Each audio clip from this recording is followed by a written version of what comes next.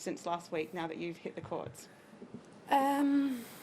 Yeah, I was super excited to practice as soon as we got out of quarantine, and my coach and I both thought it would be the best thing to do, considering we'd been in that room for 15 days. So yeah, we really enjoyed it, and we got a bit lucky actually, because we accidentally got dropped off here at the main site when we were supposed to be dropped off at the NTC to practice there. And I mean, it was like 1 a.m, so we were just like, we're here now, we might as well hit on Rod Laver. Okay, we'll go to questions in the room. Vic? What other things have you done since you got out of quarantine? I mean, obviously it would have been a bit tough, but you've had a chance now to explore, so... No, we haven't had any time to explore because it's all catch up really. So we've been at the club every day from breakfast till dinner, practicing as much as we can. We managed to get 2 days of 3 hours on the practice court, and then today the same thing. So just trying to prepare as best as we can for the first match, which is tomorrow. And how are you feeling going into that? It's obviously unusual circumstances, so you know, I'm just it'll be interesting to see how my body is tomorrow, just see how it goes, but I'm not really putting a lot of pressure on myself for this next tournament. And yeah, like I said, it's a really unique situation, so I've just got to sort of play it by ear, play it day by day. Aside from that, are you excited to be back in Melbourne, excited leading into the AO? Yeah, absolutely. I love Melbourne. This swing of tournaments is probably my favourite swing of the year, up there with the grass court season, of course. And I love Melbourne. I always say every time I'm here, I could easily live here. Just the lifestyle, the city, how popular sport is here. It's a perfect fit for me. Okay, any more questions in the room? Okay, we'll go to online. Sean? We'll move on to our online question from the WTA. Courtney, could you please ask your question? Sure. Hi, Heather. Congratulations on making it out and seeing the sun. Thank you.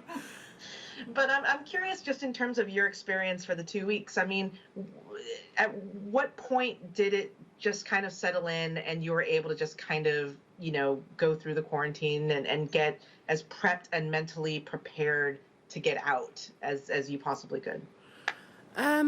Well, it obviously took us by surprise. I think every player didn't realize, or the majority didn't realize that would be the case, that we'd be in a hard quarantine for 2 weeks.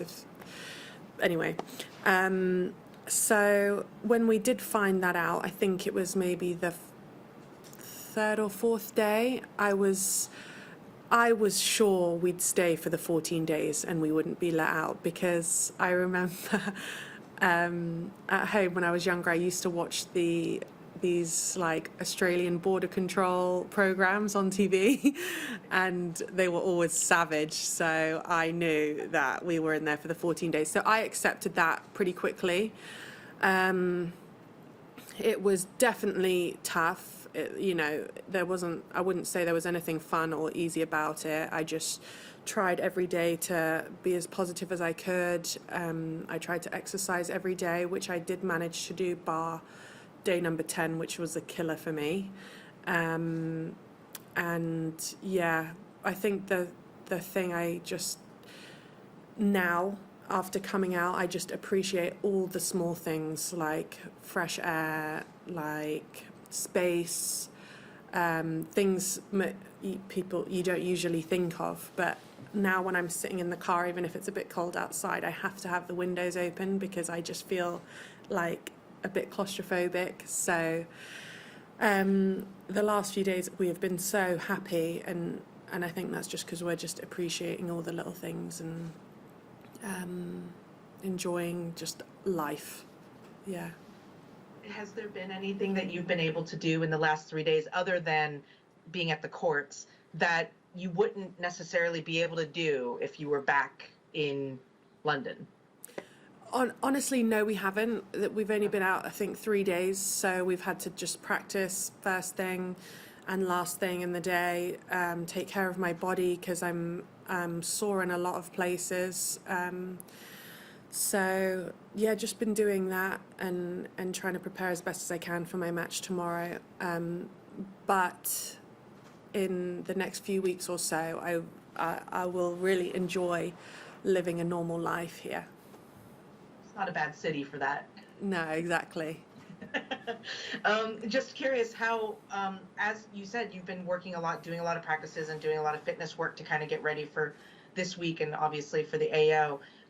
What exactly are you looking for the most in terms of what you think you might have lost in those 14 days that you're trying to kind of catch up with as quickly as possible? Well, doing fitness every day has definitely helped me maintain it to some extent. Obviously, I've lost some because I, didn't have a gym in my room. But I've managed to keep up my cardio, which was good, and helped so much coming out. It's just all those small muscles that you use playing tennis. It's such a lopsided sport. So for me in particular, my forearm and wrist is pretty sore, and also the hard skin on my hands and feet have gone down, so more likely to get blisters, so my feet have been sore as well, which are things I never usually experience. So yeah, just looking after those. What is the challenge then for you and your team in terms of wanting to obviously hit the courts, hit as many balls, do all that sort of stuff, while at the same time protecting the body, being concerned about, like you say, blisters and, things that where overuse could exacerbate a problem?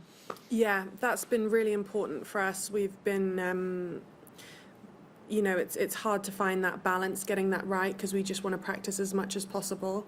But at the same time, not get injured before I even play the tournament or something that could jeopardize the Australian Open. So we're thinking long term for the Australian Open, and like I said, not putting any pressure on my match tomorrow. And then last question for me, just in terms of your preseason and your preparation for all of this, can you just kind of give me kind of the rundown of what that was like? Was it any different than your preseasons and preps in the past? And then also, just given all that and, going into the hard quarantine, do your expectations or anything or the pressure change at all for the AO, or does it remain the same for you? Well, my preparations, I did my preseason in London, which I never ever usually do. I'm always in Florida. But the only reason I didn't do it in Florida was because we weren't allowed to enter the country there. And I've got to say, there's a reason why I choose to do it in Florida. It wasn't fun being indoors all day, every day, in the cold, and it's dark, never see any sunlight. So, yeah, that wasn't ideal and not what I wanted to do. But that being said, I had a really good preseason. I'm stronger than I've ever been before. I've been, working really hard with my fitness coach, Charlie. So coming into this new year, I was feeling super fit and strong. Quarantine has pushed that back a bit, so now I'm trying to make up for that again. And in terms of pressure, I always put pressure on myself. So I would say it's different now. Like I said before, I'm thinking more long term towards the Australian Open and just taking it day by day and see how I go. Okay, thank you. Thank We're you. good? Okay. Thank you, Courtney. That concludes our press conference with Heather Watson. Thank you.